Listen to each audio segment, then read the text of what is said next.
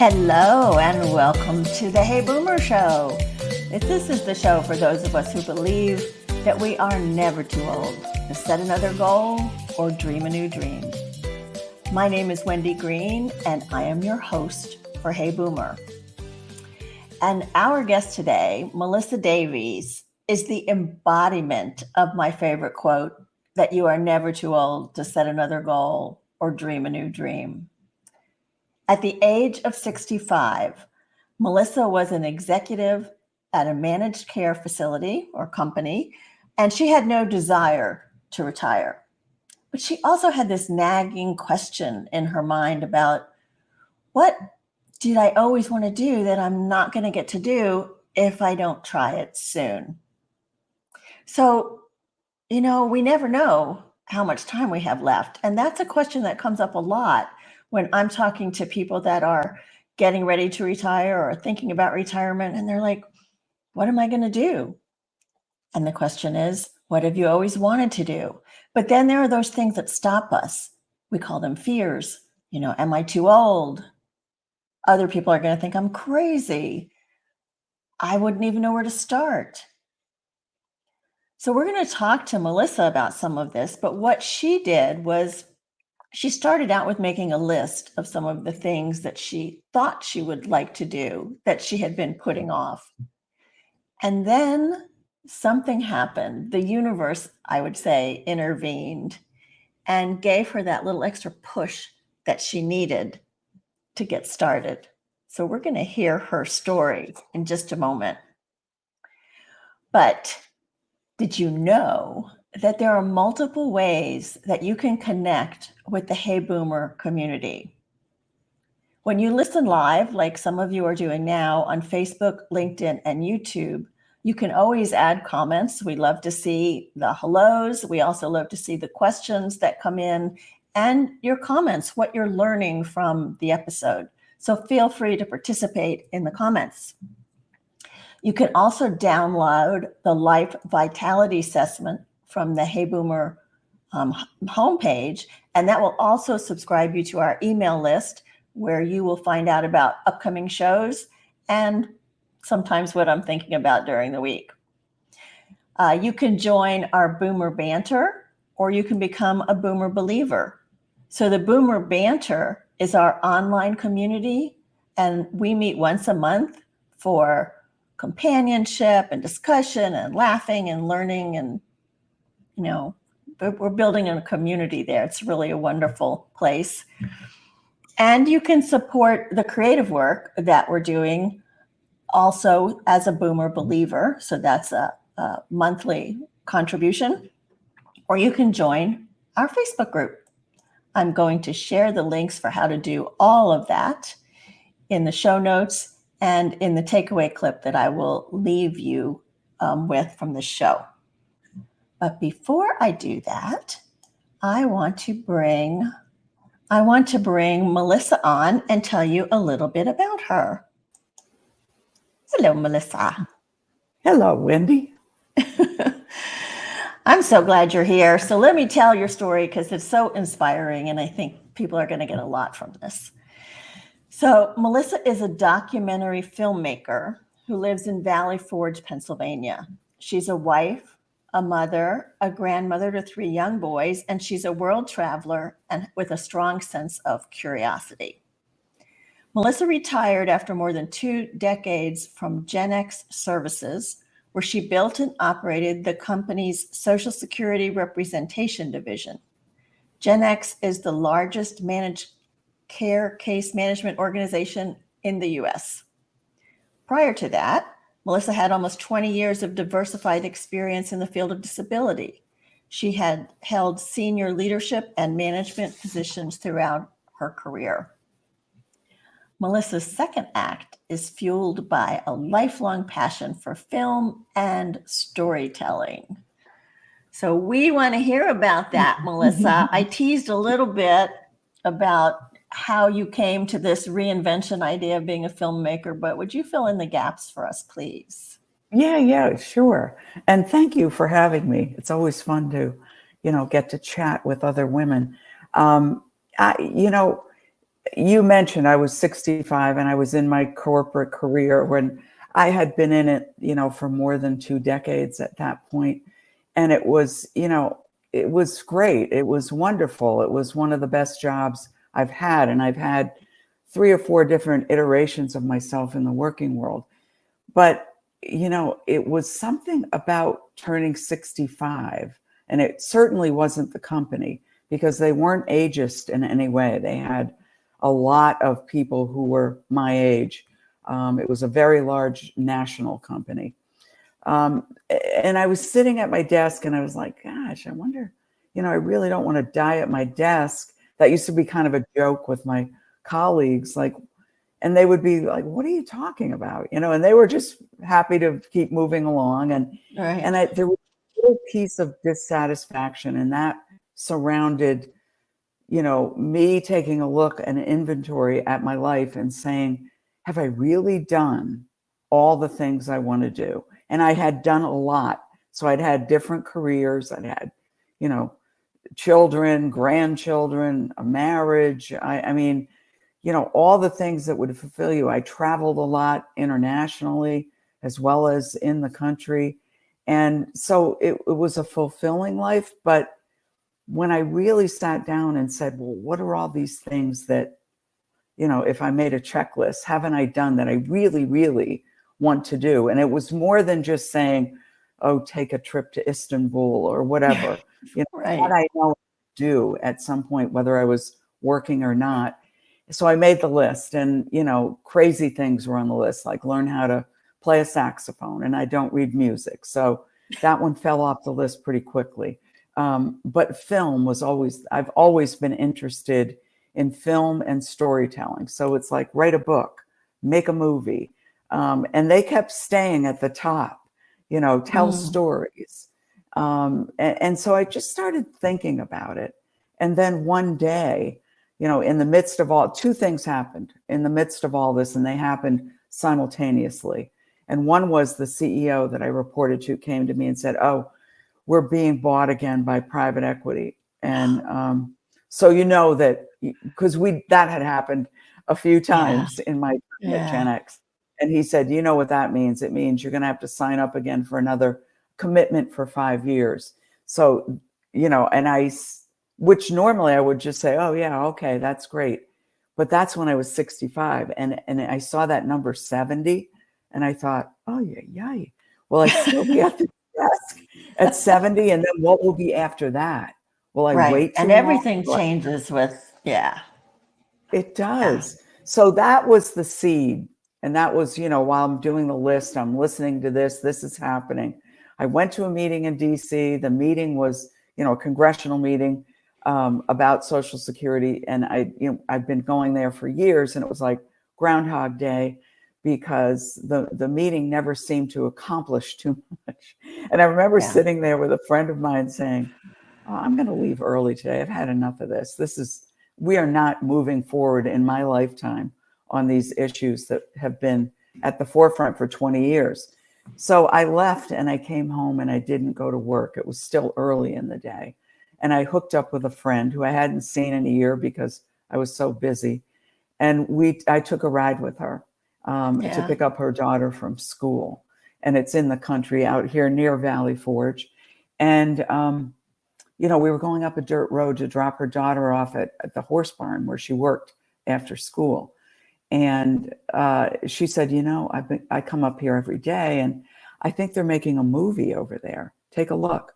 So we drove up, and dirt road, funny day. And I could see the cameras and I could see the lights. And I was like, yeah, definitely.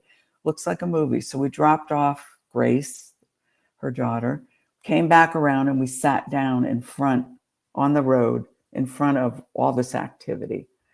And I said, I bet I know who it is, because it's creepy looking. Oh yeah. And it was a creepy vibe. The day was creepy. The trees were creepy. The lighting was wild. And it's Pennsylvania, and it's Chester County, Pennsylvania. And I thought, well, you know who makes movies here all the time? M. Night Shyamalan. So I whipped out my iPhone and just put his name in. And sure enough, up comes a picture of him saying M. Night Shyamalan's making a micro-budget film in Chester County, Pennsylvania. And when I looked at his website, the picture on his website was where we were sitting. And I had just taken a picture of this incredibly beautiful but creepy view of this long driveway with all these craggly trees and the dark sky and the sun hitting. And he had it on his website. So I said, well, Wow. it's definitely him. And there was a little button that said Charity Buzz. And I didn't know what it was, so I hit it. And when I hit Charity Buzz, I learned that he had an educational foundation. And it said, win a day on the set with M. Night Shyamalan. And all the proceeds that you would, bet would go to his foundation. So my girlfriend is like, you've got to do it. This is like kismet. You need to do this. Right. So I did, right? While we were sitting there, I hit the Charity Buzz red button and I started bidding. It seemed that it was just me and a dentist from New Jersey who kept, oh my gosh, other people were falling off and we just kept bidding. So short story is I was at work about a week later and I had my phone up because I knew that I had kept bidding that night before and that they were going to announce that day. And they announced that it was me that won the day on the set with Mr. Shyamalan. So in the next 2 weeks, wow, after signing all the NDAs, there I was with him behind the camera and the entire crew for 8 hours in Philadelphia, doing a scene for his film, The Visit. And wow, at that point, you can only imagine. But that's a message. That's a message that's like, you're on the right track. This is here's how you do it. Yeah. And I thoroughly enjoyed the experience so much. He was kind of laughing about the fact that I was so excited about it. And he really was very accommodating. He had me behind the camera, telling me what he was doing, asking me what I thought. I was with the crew. It was an amazing day. And we sat together at lunch. And, he said, I've never done Charity Buzz before, and I'm so glad it was you and not some person that showed up with a script in their hand for me to read. And we were laughing about that. And he said, and he asked me what I did for work. And I tried to explain it to him quickly, which isn't easy for somebody who's probably never heard of insurance and managed care and Social Security. And he looked at me really quizzically and he said, oh, what do you really want to do? And I said, I want your job. I said, I want your job. And he said, oh, you better hurry up. And he was kidding. And it hit me, right in the middle of the stomach. And I remember just, it was just such an odd feeling because I knew that when he said that, he was kidding, but it was exactly what I needed to hear because he was right. I was 65 years old. And if I'm going to do this, I think I better seriously think about doing it now. So it was really at that moment, and it sounds cavalier, and I don't mean it to, that I said, I'm going to make a movie. I don't know what it is yet, but I think I'm going to try this. I'm going to do this. And by the time I got home that night, my husband couldn't wait to hear what I had. He knew how excited I was. And he's like, so what happened? How was it? And I said, John, I am going to quit my job and I am going to make a movie.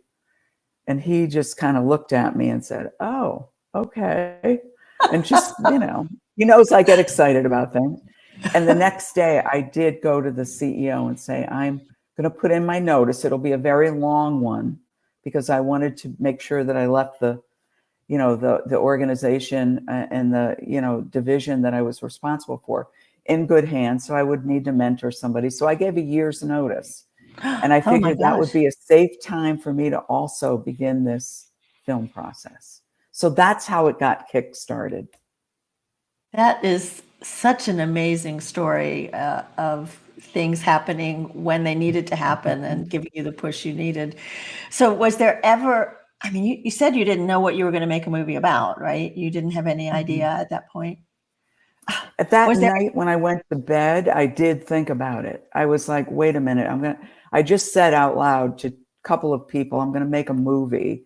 So I do need to figure out what that means. And I knew that I wasn't at a point to write a script. That's not what I was, ready to do. And I knew what I was comfortable with, and that was storytelling and hearing stories from people. That was part of my life, part of my work. And so that was going to be comfortable. And then it just hit me. I'm 65. Why not talk to other women who are over the age of 60, who have great stories to tell, to show people that they're still relevant, that they, are resilient people. They've had all kinds of life experiences, and their stories will resonate with people and hopefully make people think about their own stories and their own lives, and maybe even prompt some people to try something new. So that's when I decided I'm going to do interviews with women over the age of 60, and let's just see what happens. And that's how Beyond 60 was created. Well, Melissa, so you gave a year's notice. Did you have any trepidation during that time, that year, of what am I thinking? I'm going to leave this secure job and I'm going to go off into the wilderness and make this movie, and I don't know how to make a movie? I wasn't worried about learning something new because, at 65 and you've had a lot of jobs and you've been real responsible for building divisions and companies and whatnot, I was pretty confident that even though I didn't know something, that I could learn it and I could surround myself with the people that I needed to make that happen. So that part wasn't scary. The walking away from the security of the money and the identity related to that earning power was a little bit nerve-wracking.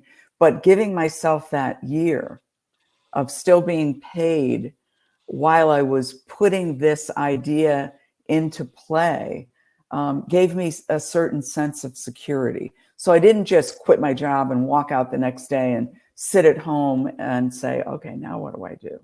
So I felt kind of almost like I was embraced to do this. Like, okay, and the CEO and all the people I worked with knew I was doing this, and they did embrace me, and they did know that I was on the side. I was creating this movie process that I would walk into the day that I finally left the company. And it was that way. I had it set up that by the time I walked out the door, I had already done the first 3 interviews of the 9 women. And I was playing with, what am I going to do with this? Is it going to be a full-fledged film? Is it going to be a short? Somebody even said maybe it'd be a podcast with different women that you would interview. But my hope was that it would be a film. And that's what I turned it into. Watching the movie, I had so many thoughts going through my head, about like, how did you decide, I'm going to do a little clip here and a little clip there and a little clip here, and, and the visuals that you used, like the swimming and the actress. I mean, how did you decide to tie all of that together? I mean, that had to take a lot of layout and thought and talking to people. Yes. And I went out, the first thing I did when I decided I was going to make this film was I went out and I found a production company in Philadelphia who was very interested in working with me on this. So they were they were all in late 20s to late 30s, and they were my mentors. I was 65. They're showing me the ropes of what needs to be done to get a film done. So I use their camera people, and I use their lighting and their sound. And then we put this together over a more than 2.5 year period. That's how long it took to complete, almost 3 years before it was out for viewing. And, I learned a lot in the process. And when I would do each of the long interviews, like 9 women, they probably had 6 to 8 hours of interview for each one. Actually, it was more than that because I think I ended up with 80 hours of tape. And it was trying to figure out, how do I get this to like an hour, hour and a half, and really tell the stories of each of these women, because I think that they each had a very important message to send. It was trial and error. And one thing that when I looked at them, when they were full interviews all together, it was too much like talking heads. I thought I would lose people in the process. So we did start to play with, let's just give a taste of Peggy in the beginning and leave it at a cliffhanger. She was the one who was kidnapped. And then, let's give a taste of the original voice of Siri and a taste of each one, and then come back a couple of times during the filming to round out their stories and end with a message of sorts. Each one of them had some type of a message to send. Oh, so it was trial and error and learning as you go. So I see this as my senior project. That's what I call it. Yeah, and I'm curious. When I started Hey Boomer, I started it as Facebook Live, but it took me about a year before I was comfortable with saying, "Oh yeah, I'm a podcast host." Right. And I'm wondering if it took you some time to embrace that. Oh yeah, I'm a filmmaker. I'm a director. I'm a producer. Yeah, it is a little funny to not have a film out yet and say I'm a filmmaker. And so I did shy away from that. And there were a couple of people that said, well, you're not a filmmaker yet. You didn't make a film. I mean, people can be very direct. So yes, I was always careful with that. You know what I mean? And then I realized, wait a minute, I'm in the midst of making this very complicated film. And I had a lot of filmmakers and producers say to me, you are a filmmaker. You are one. You are making a film, whether it does well or not. You're a filmmaker. This is what you're doing. So say it out loud and shout it from the rooftops and be proud as to what you're doing. So I did get more comfortable with it. Yeah. It is it's like when we graduate from college and we have our degree, okay, well, I'm a computer scientist, or I'm an accountant or whatever, right? Yes. Now we're making something up that we've never done before. Exactly. So, it takes a while for that shift and to collide with your confidence. And people shy away from their confidence a lot of times because they're afraid that they're going to sound like they're boasting or, I don't know. And sometimes you do draw the wrong attention. And some of the attention that you may receive could be seen as negative. But, you have to let that go and you have to feel really good about whatever it is that you're doing. Whether you're playing a trombone or you're writing a book or you're making a film or you're doing a podcast, you are doing that. You're in the midst of it. Yeah. And you need to be confident about it. You do. Yeah. You need to be confident about it. And I have a quote here. There were a couple of women in the movie that said, age has given them permission to follow a dream or to say no to things that they don't want to do. Mm-hmm. So I'm wondering, like for you, did age give you this permission to, other people might have said, well, you're not a filmmaker, but did age give you permission to finally say, yeah, that's what I am? Yes. There is this certain, I always had confidence in myself in what I was doing at the moment. So whether I was, in the nonprofit world or the for-profit world, my work, when I felt good about it and I had learned what I needed to learn, and I was always learning, I had a certain confidence about that. So to me, as you get older and you have all these experiences in life, not just work experiences, life experiences, marriages, divorces, children, grandchildren, travel, speaking with people, hearing stories, telling stories to people. There is this certain level of confidence where you feel good enough about yourself to say, hey, this is me, and I am now ready to do the next thing. And if people think that I'm not, well, let them think that, because where that would have bothered me when I was younger, a Right. couple of the comments that I received when I started doing this, it really would have bothered me. But I just thought, okay, they're looking at this with a completely different lens than mine. And all of my chances and choices and decisions that I'm making are mine. And if I fail, I'll learn from the failure and move forward and do it a different way, because that's the way you live life, you know? So there is this confidence that comes with being older. And if there are people out there that think, well, you know, I'm 65 or I'm 70 or whatever, and I don't feel that confidence, maybe you need to look a little deeper, because it's probably there. And there are probably things that you have done in your life that somebody else would say, wow, I never could do that. Exactly. Yeah. And, Exactly. you know, so it's just an age thing where you just, and you're right, there was a theme with all of the women in the film saying, I can just say no if I don't want to do it now. You know, I can Right. do whatever I want. And they all feel very comfortable and confident about that. Yeah, I think that was part of the resilience that came through with a lot of their stories. It was like, you know, we've all had challenges, things to overcome. Mhm. And I love that you said we've all done things that maybe we didn't look at as so brave or courageous or whatever, but somebody else might have looked at it and said, That's oh my right. gosh, I can't believe you did that. Um, Right. and so giving ourselves credit. And I think the other thing, Melissa, and I'm sure you must have found this, is surrounding yourself with people that support you, that believe in you. You know, you have those Mhm. naysayers, but did you have a tribe of people, or at least a few people that were like, Melissa, you got this. I know you can do this.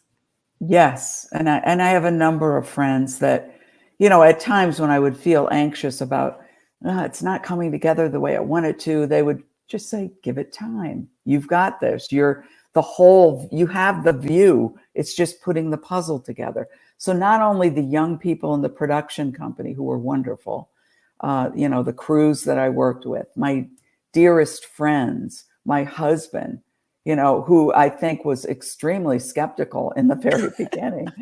You know, I because know I'm he's going to not quit as my much job of a and be a risk movie taker. maker. I mean, he doesn't take willy-nilly risks, you know. He's much more stable than I am that way, which makes us probably a great couple. But, you know, he became a great cheerleader, and he was a great listener, and he knew that I was going to do this. He saw me pushing through, and my children, my adult children, were like, Mom, you can do anything you want. This is awesome. You know, so you had Good for enough of that them. around you, Yeah. to make the naysayers, you know, and there were only a couple of them. And it wasn't bad. It was just like, you're not a filmmaker. You can't say you're a filmmaker. You don't know how to make a film, you know. Oh, well, So, now you do. you know, the Now you do. And you're negativity or making the a second judgment. film, right? Yes, You're yes. I'm almost done tell with me that about one. this second film. Well, the second film is called Climbing into Life, and it is the life story of one woman instead of nine. I thought I bit off the more than I could chew the first time. So this time I decided to stay a little more focused, and do one woman story. And her name is Deirdre Wallenick, and she is the mother of Alex Honnold. And Alex Honnold, if people are watching this and have seen the documentary Free Solo, that's her son that climbed El Capitan, with no ropes and no help, nothing whatsoever. That was nerve-wracking. Daunting, the only one that's ever done it, you know. So she's the mother, and she is a fascinating individual, an intellect, an artist, a musician, a professor, a linguist, a writer. I mean, she has done just about everything, but she was never an athlete. And she decided as she got a little bit older, now, wait a minute, what am I? And she has a daughter who's also a super athlete. And she started looking at her kids and saying, what am I missing here? Maybe I should get into their world and understand them better. And the short story is she asked her son, Alex, to teach her how to climb, rock climb. So this started in her late 50s, early 60s, climbing in a gym. And then eventually she became the oldest woman to climb El Capitan in Yosemite with ropes, of course, but her son led her up. And and then on her 70th birthday, she did it with friends. And so I went out there a year ago to film her in Yosemite and at her home. And her story is just remarkable and fascinating. And it's with editors right now. We're going through the editor process. And hopefully in the late fall, I think. Did you have to climb with her to do the filming? No, we didn't do the El Capitan climb. She's already done those. So what we did was we went with a climbing videographer. I only had to climb up the 1,000 feet to get to the point where she started climbing. And that was daunting. You have no idea. We had a guide, my husband and I, he was doing some still photography. And I had to sit down like every 10 minutes on the way up. It was daunting. So that was their climb in just to get to start climbing El Cap. And it was amazing. So I had a climbing videographer going with her to capture pictures of her climbing. Wow. It was amazing. It was an amazing experience. And being in Yosemite is just unbelievable. And we had beautiful weather and it was gorgeous. Yeah. Good. So that's the next one. So stay tuned. I hope late fall people climbing will see that into life. Climbing into life. Okay. So I'm curious as to how you get these out. Like these don't come into the big theaters, right? So how do you get the word out and start to make some of the money back that it costs to make the movie? Well, that's a whole different story. That's the part that's not fun, that reminds me of corporate work. You know, there's a whole legal aspect to everything and insurance and all of that. Well, when Beyond 60 was finished, and I did the film festival circuit in 2018, 19, and then COVID hit. And when COVID hit, everything stopped. I really couldn't get it out there. So I started, talking with distributors about how it would get out onto the different streaming platforms or who would buy it or what would work. And their whole, world shrunk down during COVID as well. So finally, by 2021, a distributor got in touch with me and said, I want to help you with this. Let's get it out. They got it on to Gravitas, who's a big distributor, and they put it out onto all the platforms. And as far as getting your money back as an independent filmmaker in today's world, that's like way down the road. So do I have small checks coming in now? Yes, very small. And it is being seen by tens of thousands of people. So that's making me happy. But you share, obviously, the profits with, agents and distributors and the actual streaming platform itself. And then you're the last person that gets the next little check. But that goes on for the next 15 years. So, hopefully I'll still be kicking at that point. Climbing into life will do the same thing. I will, start talking with distributors before it's finished and see what kind of interest there is for a story like this. So you've had to do everything. You've had to figure out how to put together the story, find the crews, be the director, now be the producer, the business end of things too.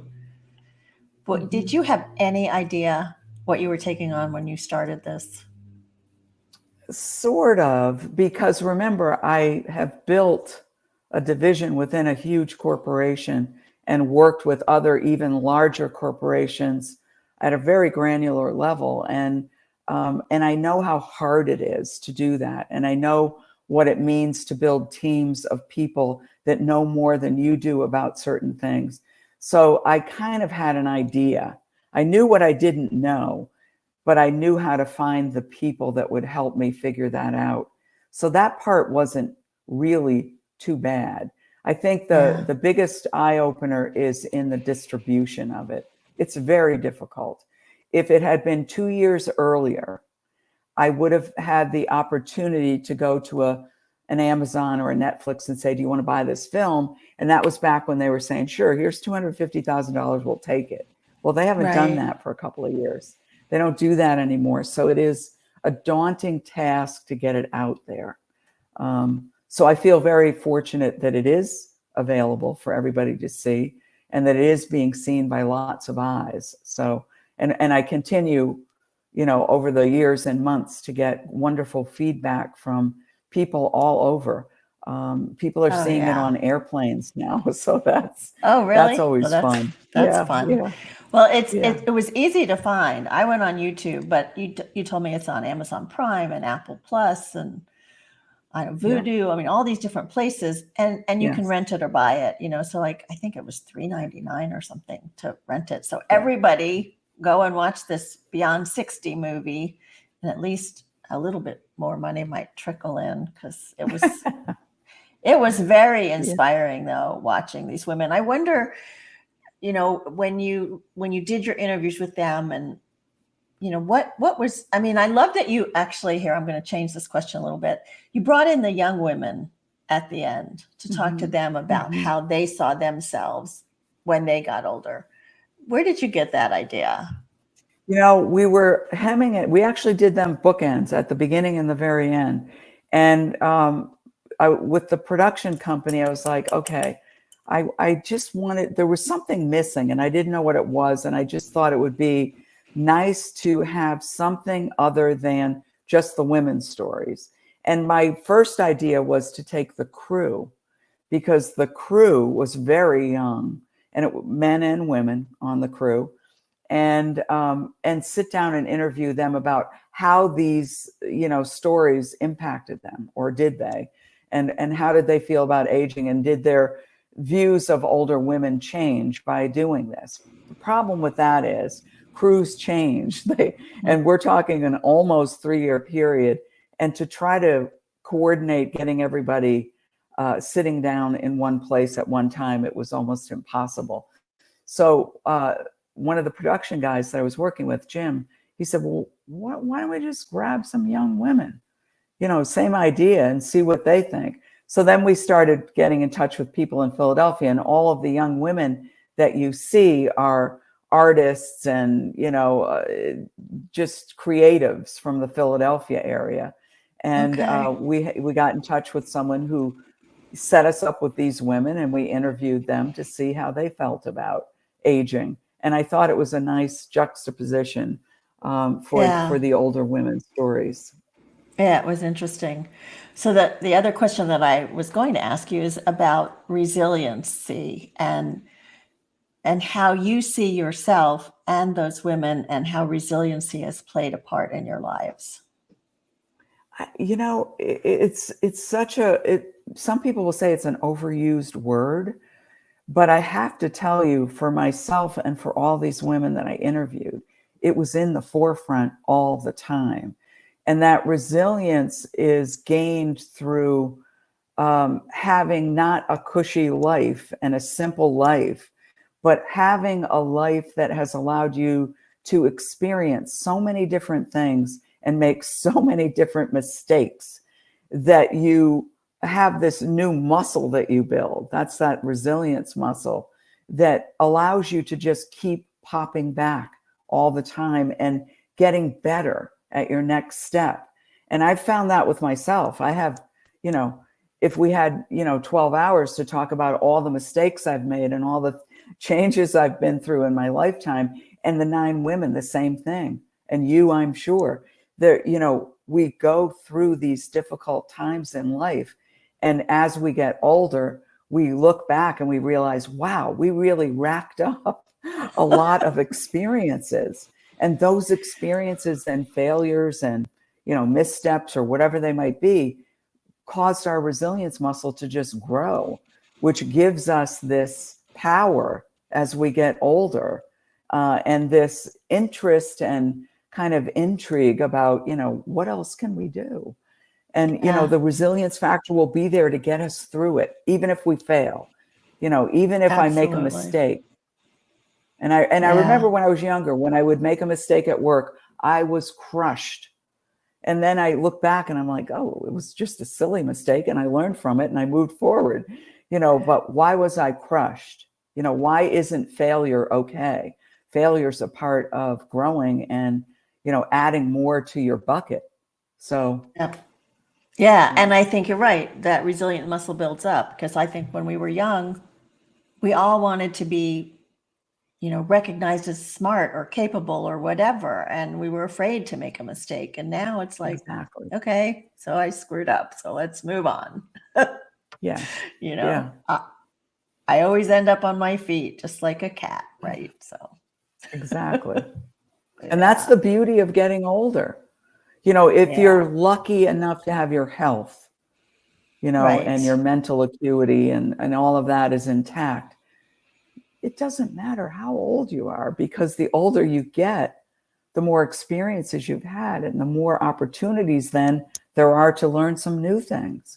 And that makes me really happy when I talk to other women and men that talk about figuring that out in their lifetime and try now to cram in as many new things as possible. Yeah. So, Melissa, if somebody was to come up to you today and say, help, I'm trying to figure out what my second act should be, could be, I'm afraid, what kind of advice do you think you would give them? Well, first I would ask them to make a list of all the things that they're interested in, and then or have been interested in their lifetime, and then why didn't they try any of those? What is the reasoning behind why the list is there and it hasn't been acted upon, and what is holding you back? And usually it's fear. The fear of the unknown, and the fear of failure. And I think that's where, there's so many people you can talk to about that. There are podcasts that talk about that. There are, social workers, therapists that talk to you about fear, because getting through that fear is amazing. It's just amazing when you get through to the other side and you realize, okay, that was really uncomfortable for about 20 minutes. And then, okay, but I get it now. I can see the picture and I'm going to move in that way. But people seem to put themselves in boxes as well.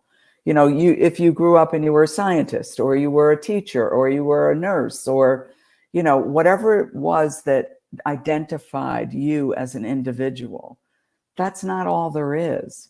There's this whole complex person besides that job. So find out what it is that you're interested in, and then start asking people for their assistance and guidance and just discussion about, well, where would you go if you wanted to do this? And the more people you ask, the more suggestions they will have. The caveat to that, I think, make sure you ask the people that are supportive, right? Not people that are going to say, well, you're not a filmmaker, but ask people that are going to be supportive and facing that fear. I mean, yes, it's hard and uncomfortable, and it is so worth it when you come out the other side. It really is. It really is. It really is. And again, a lot of people look at me and they go, oh, she probably knew about filmmaking. She probably went to school for it. No, I really didn't know quite what I was doing. And were there moments that I felt sick to my stomach? Yes, because I thought, am I doing this right? Is it going to be right? But then it was like, stop asking and just do until you figure it out. And you do come out the other side. Right. And you do, as long as you have that support of people who care about you and want to see you succeed. That pumps you up to no end, and absolutely, you can really do whatever you want. Yeah. So let me tell people where to find you. So you can go to Melissa's website, beyond60.com. I'm sure there'll be another website for climbing into life. But for right now, you can find beyond60.com, where you can see where the movie can be seen. You can email Melissa at melissajdavey, Davey, at verizon.net. She is on Facebook. You can find the Facebook page Beyond 60 Documentary. And she is on Instagram, which is the @Beyond60 Project. So lots of ways to connect with her and follow what she's doing and be inspired by her and add your inspiration to her. All of us who are in these putting ourselves out there fields and, trying to be creative and helpful. Certainly do appreciate the feedback and the inspiration we get from people that are following us. So yes, we do. Thank you for that, Melissa. Thank you. And if you like some of what you are hearing, if you like some of what you're hearing on Hey Boomer, I'd love to hear from you. You can email me at wendy@heyboomer.biz, or you can leave a review on Apple Podcast or Spotify Podcast. One of the recent reviews I got said, quote, "A great listen. Wendy's podcast is full of information to help navigate midlife and beyond. She's shining a light on boomers and the issues that arise." So that felt good. That was nice to hear. And next week we're going to focus on brain health. My guest will be Dr. Crystal Culler. She's the founder of the Virtual Brain Health Center. She's a doctor of behavioral health and a holistic brain health expert. She brings nearly 2 decades of expertise in working with individuals, families, providers, and advocacy organizations, specializing in brain-related diagnoses. And she was referred to me by several friends of Hey Boomer.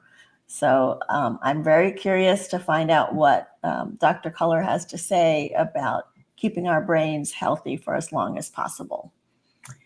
And you know that I always like to leave you with the belief that we can all live with relevance, live with courage, and live with curiosity. And as Melissa and I both believe, you are never too old to set another goal or dream a new dream. Thank you so much, Melissa. Thank you. I will talk to you soon, hopefully. Bye.